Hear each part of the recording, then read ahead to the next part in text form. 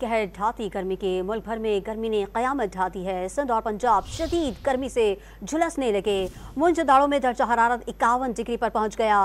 पंजाब में चोलिस्तान के सहरा में भी आग बरसने लगी। रहीम यार खान में प्यास और बीमारी से जानवर मरना शुरू हो गए। लाहौर में बारिश से मौसम खुशगवार हो गया। कराची में 30 डिग्री की गर्मी 36 डिग्री तक महसूस होने लगी।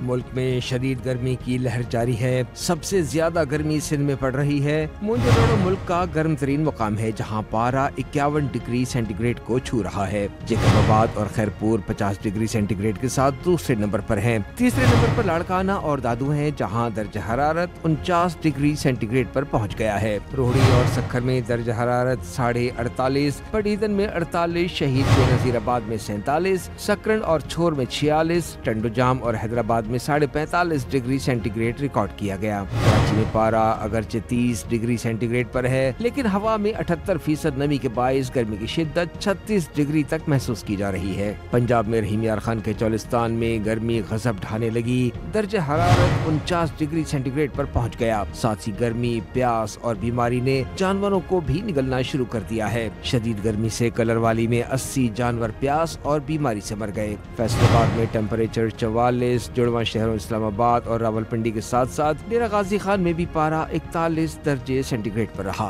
दूसरी जानिब लाहौर में गुज़श्ता शब आंधी और हल्की बारिश से मौसम खुशगवार हो गया। तेज हवाओं से बिजली का तरसीली निजाम भी मुतासिर हुआ और लेस्को के 300 से जायद फीडर्स ट्रिप कर गए। मुल्क के बेशतर मैदानी इलाके शदीद गर्मी की लहर के जेर असर हैं। ताहम बालाई खैबर पख्तूनख्वा, गिलगित बल्तिस्तान, कश्मीर और मलहका पहाड़ी इलाकों में बाज़ मकामात पर तेज हवाएं और झक्कड़ चलने के अलावा गरज चमक के साथ बारिश का इम्कान है।